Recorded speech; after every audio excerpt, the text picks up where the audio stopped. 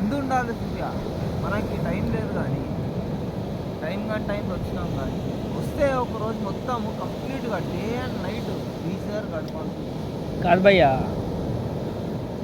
ఒక 4 days 5 days trip వేయాలి. 3 రోజులు అయితే మనకి ట్రావెలింగ్ వెళ్ళిపోతుంది. 3 రోజులు బీచ్లో తీయాలి. మనకి ఇది గోకర్ణ. సేమ్ వేలో మనం చూసుకుంటే మనకేముంటుంది, గోవాలో కూడా సౌత్ గోవా నార్త్ గోవా రెండు డిఫరెంట్.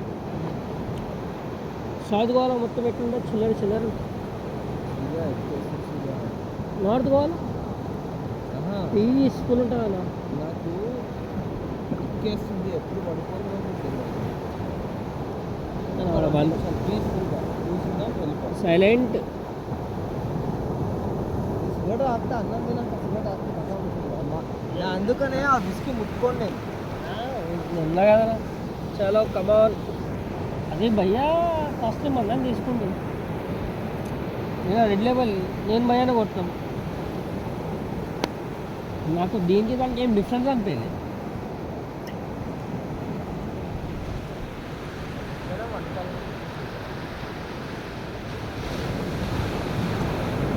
ఈ వాటర్ ఉండే సూపర్. ఇవి మిడ్ నైట్లో ఏమవుతుందో తెలుసా?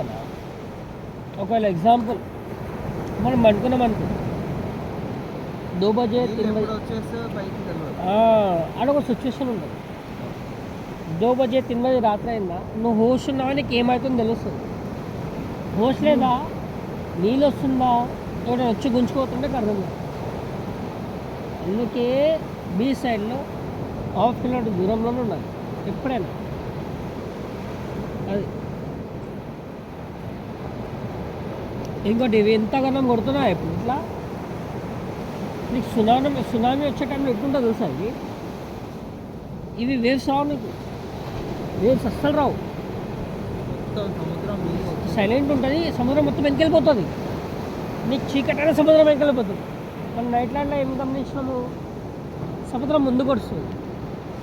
కానీ నీకు సునామీ వచ్చే ముందు ఒకరోజు ముందుకెళ్ళి సముద్రం మొత్తం వెనకెళ్ళిపోతుంది.